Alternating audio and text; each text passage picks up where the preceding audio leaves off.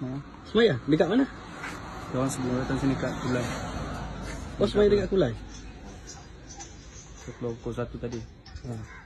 Semaya asar berapa rakaat? 2 rakaat. Hah? 2.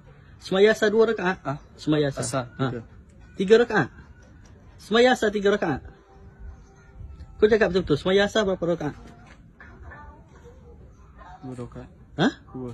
Semaya asar berapa rakaat? Berapa? Cakaplah confident lah sikit. Berapa rakaat? Semaya asar?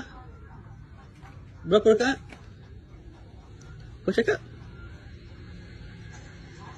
Minta maaf, saya janji saya tak akan buat lagi. Saya mengasah begitu. Semaya zuhur berapa rakaat? Semaya zuhur berapa rakaat? Berapa rakaat semaya zuhur? Kau niat semaya asar? Kau niat semaya asar? Cuba kau niat semaya asar.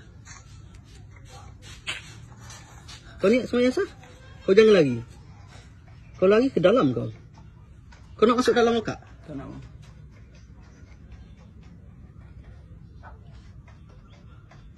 Kau masuk dalam akak? Tak nak. Semaya asar berapa rakaat? Kau semaya tak? Jujur.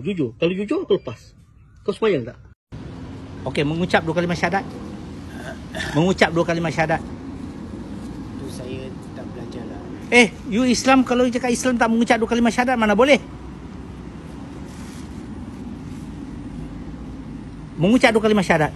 Kalau awak saya tak mau tahu itu. Buku-buku ni saya jual lah. Awak jual, awak cakap Islam kan? Pakai kopiah kan? Pakai songkok haji kan? Tapi Rohingya kan. Tak, saya tak mau Rohingya. Islam satu dunia sama-sama. Saya mau awak, kalau awak cakap awak Islam, awak mengucap 2 kalimah syahadat.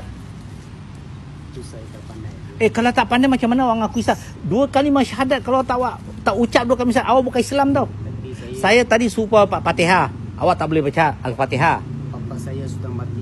Tak, itu bukan alasan.